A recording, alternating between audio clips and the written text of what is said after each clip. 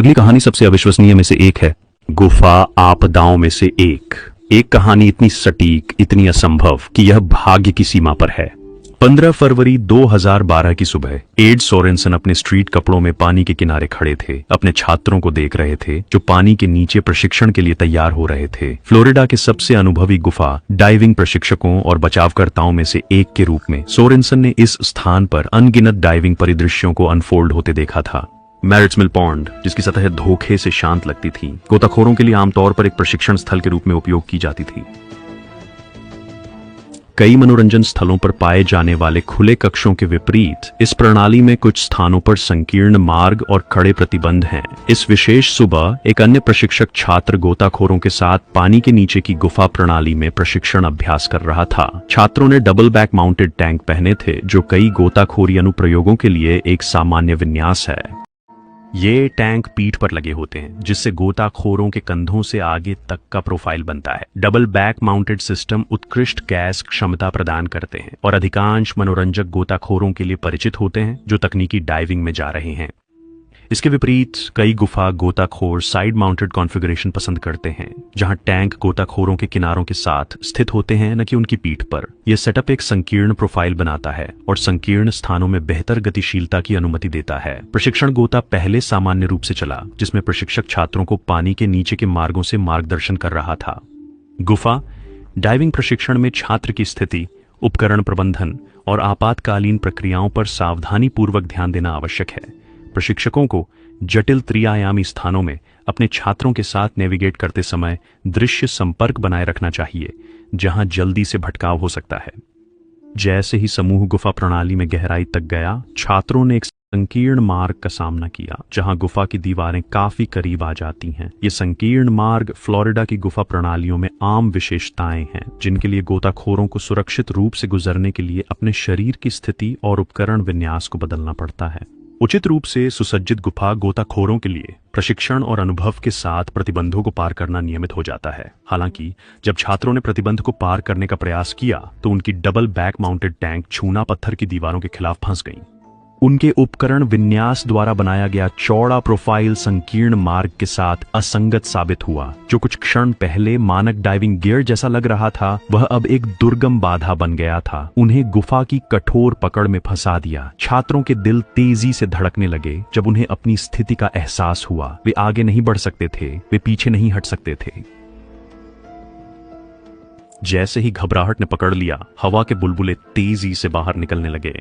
सारी घबराहट में छात्रों ने उन्मत्त हरकतें शुरू कर दी, जिससे तलछट हिलने लगी, जिसके परिणाम स्वरूप दृश्यता खराब हो गई। जब गुफा प्रणालियों में तलछट हिलती है, तो यह दृश्यता को शून्य तक कम कर सकती है, जिसे सिल्ट आउट कहा जाता है।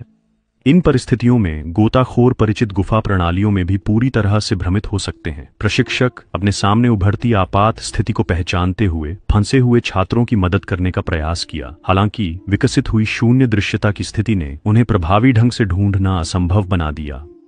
शून्य दृश्यता की स्थिति में छात्रों को नहीं ढूंढ पाने पर प्रशिक्षक ने सतह पर आकर मदद बुलाने का महत्वपूर्ण निर्णय लिया। मैरिट्स मिल पॉन्ड की सतह पर आते ही प्रशिक्षक ने तुरंत सहायता के लिए चिल्लाना शुरू कर दिया। एड सोरेनसन, जो उस सुबह गोताखोरी नहीं कर रहे थे और सामान्य कपड़ों में थे, ने तुरंत आपात स्थिति को पहचान लिया। गुफा बचाव अभियानों में उनके वर्षों के अनुभव ने उन्हें सिखाया था कि भूमिगत आपात स्थितियों में समय सबसे महत्वपूर्ण कारक बन जाता है। हर मिनट जो बीतता है, फंसे हुए गोताखोरों की शेष वायु आपूर्ति को कम करता है और घबराहट से प्रेरित गलत निर्णय लेने की संभावना को बढ़ाता है। बिना किसी हिचकिचाहट के सोरेनसन ने पर्यवेक्षक से बचावकर्ता में तेजी से परिवर्तन शुरू किया। सड़क के कपड़ों से पूर्ण गोताखोरी गियर में बदलना और ध्यान और सटीकता बनाए रखना उस प्रकार की मांसपेशी स्मृति की मांग करता है जो केवल वर्षों के अनुभव से आती है। गुफा बचाव अभियानों में तैयारी के चरण को जल्दी करने से अक्सर उपकरण की विफलताएं होती हैं, जो पीड़ितों और बचावकर्ताओं दोनों को खतरे में डाल सकती हैं। कुछ ही मिनटों में सोरेनसन ने अपने उपकरण की तैयारी पूरी की और पानी में प्रवेश किया। गुफा प्रणाली में उतरते हुए सोरेनसन को वहीं शून्य दृश्यता की स्थिति का सामना करना पड़ा, जिसने प्रशिक्षक को अपने छात्रों को खोजने से रोका था। इन परिस्थितियों में नेविगेशन काफी हद तक स्पर्शनीय संदर्भों, गुफा के लेआउट के ज्ञान और व्यवस्थित खोज पैटर्न पर निर्भर करता है। 15 मिनट के लिए सोरेनसन ने गुफा प्रणाली के अपने ज्ञान और व्यवस्थित खोज तकनीकों का उपयोग करके पानी के नीचे के मार्गों की विधिपूर्वक खोज की ताकि उस क्षेत्र को कवर किया जा सके जहां छात्र संभवतः फंसे हुए थे। शून्य दृश्यता की स्थिति में 15 मिनट, यह जानते हुए कि फंसे हुए गोताखोर अपनी बची हुई हवा का उपयोग कर रहे हैं, यहां तक कि अनुभवी बचावकर्ताओं के लिए भी भारी मानसिक दबाव पैदा करता है। फिर पानी के नीचे की दुनिया की पूर्ण शांति में सोरेनसन ने एक आवाज सुनी। गुफा डाइविंग में ध्वनि खुले पानी की तुलना में अलग तरीके से यात्रा करती है और अनुभवी गोताखोर विभिन्न आवाजों की व्याख्या करना सीखते हैं जो अन्य गोताखोरों के स्थान का संकेत दे सकती हैं। इस श्रवण संकेत ने वह सफलता प्रदान की जो दृश्य खोज में नहीं मिली थी। अंधेरे पानी में ध्वनि का पीछा करते हुए सोरेनसन अंततः फंसे हुए छात्रों में से एक को खोजने में सक्षम हो गए। अंधेरे में फंसे होने के बाद मानव संपर्क की राहत छात्र के लिए अत्यधिक हो सकती थी। हालांकि सोरेनसन का काम अभी शुरू ही हुआ था। फंसे हुए गुफा गोताखोरों को बचाने के लिए न केवल उन्हें ढूंढना होता है बल्कि उन्हें सुरक्षित रूप से उनकी स्थिति से बाहर निकालना भी होता है। छात्रों के उपकरण की संरचना जिसने फंसाव का कारण बना था अब सुरक्षित निकासी की चुनौती प्रस्तुत कर रही थी। जहां गोताखोर का उपकरण फंस गया हो वहां से उसे निकालने के लिए स्थिति का सावधानीपूर्वक मूल्यांकन और अक्सर रचनात्मक समस्या समाधान की आवश्यकता होती है। जबरदस्ती निकालने से उपकरण को नुकसान हो सकता है, गोताखोर को चोट लग सकती है या फंसाव और भी खराब हो सकता है। एक बार जब सोरेनसन ने पहले छात्र को सफलतापूर्वक मुक्त कर लिया तो उसे बचाव अभियान को प्रबंधित करने का निर्णय लेना पड़ा। एक छात्र को ढूंढ लिया गया था और दूसरा अभी भी लापता था। उसे बचाए गए गोताखोर की तत्काल सुरक्षा आवश्यकताओं को दूसरे फंसे हुए छात्र की चल रही आपात स्थिति के साथ संतुलित करना पड़ा। सोरेनसन पहले छात्र को गुफा प्रणाली के भीतर एक सुरक्षित स्थान पर ले गए जहां वह बिना किसी तात्कालिक खतरे के इंतजार कर सकता था। फिर उन्होंने छात्र को शांत किया, घबराहट से उत्पन्न होने वाली अतिरिक्त जटिलताओं को रोकने के लिए आवश्यक मानसिक समर्थन प्रदान किया। पहले छात्र को सुरक्षित स्थान पर प्रतीक्षा करने के स्पष्ट निर्देश देकर सोरेनसन दूसरे फंसे हुए गोताखोर की खोज में लौट आए। पहले छात्र को खोजने के लिए उन्होंने जो व्यवस्थित तरीका अपनाया था वही अब दूसरे की खोज में उनका मार्गदर्शन कर रहा था। गुफा के ज्ञान, व्यवस्थित खोज और ऑडियो और स्पर्श संकेतों पर सावधानी पूर्वक ध्यान देने के उसी संयोजन का उपयोग करके दूसरे छात्र को खोजा गया जिसने पहले बचाव का नेतृत्व किया था। अपने सहपाठी की तरह इस छात्र को भी गुफा की सीमाओं के लिए अनुपयुक्त उपकरणों द्वारा फंसा गया था और संभवतः हवा की आपूर्ति कम होने के दौरान हिलने डुलने में असमर्थ होने का डर महसूस हुआ था। दोनों छात्रों को ढूंढकर और उनके फंसाव से मुक्त कराकर सोरेनसन को उन्हें सुरक्षित सतह तक ले जाने की अंतिम चुनौती का सामना करना पड़ा। शून्य दृश्यता की स्थिति में दो संभावित घबराए हुए गोताखोरों को जटिल गुफा मार्गों से नेविगेट करते हुए प्रबंधित करना असाधारण कौशल और नेतृत्व की मांग करता है।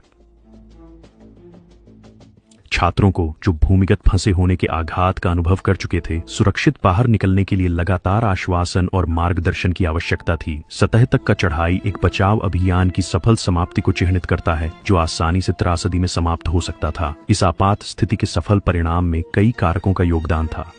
मूल प्रशिक्षक का सतह पर आकर मदद के लिए बुलाने का निर्णय, बजाय अपनी क्षमताओं से परे जाकर बचाव का प्रयास करने के, स्थिति को कई हताहतों में बदलने से रोक दिया। सबसे महत्वपूर्ण बात यह है कि छात्रों का जीवित रहना मुख्य रूप से साइट पर सोरेनसन की उपस्थिति के कारण था। गुफा डाइविंग में उनके वर्षों के अनुभव, बचाव प्रशिक्षण और मेरिट्स मिल पॉन्ड प्रणाली का गहन ज्ञान ने शून्य दृश्यता की स्थिति में फंसे गोताखोरों को खोजने और निकालने के लिए आवश्यक कौशल का संयोजन प्रदान किया। उनके हस्तक्षेप के बिना छात्रों ने संभवतः अपनी शेष वायु आपूर्ति का उपभोग कर लिया होता और बचाए गए गोताखोरों के बजाय मृतक बन गए होते। यह उपकरण विन्यास त्रुटि थी जिसने प्रारंभिक फंसाव का कारण बना। खुले पानी के प्रशिक्षण में जो डबल बैक माउंटेड टैंक अच्छी तरह से काम करते थे, वे गुफा प्रणाली के संकरे मार्गों में जीवन के लिए खतरा बन गए। यह घटना दर्शाती है कि क्यों गुफा डाइविंग प्रशिक्षण में उपकरण विन्यास को एक मौलिक सुरक्षा चिंता के रूप में जोर दिया जाता है। 2010 व्यक्तिगत पसंद का मामला नहीं था। एड सोरेनसन के कारण जो एक और विनाशकारी गुफा डाइविंग त्रासदी हो सकती थी, वह जीवित रहने की कहानी में बदल गई। दोनों छात्र अपनी भूमिगत दुःस्वप्न से सुरक्षित बाहर आ गए। प्रशिक्षक, जिसने शून्य दृश्यता की स्थिति में छात्रों को खोने की भयानक वास्तविकता का सामना किया था, ने अत्यधिक राहत महसूस की।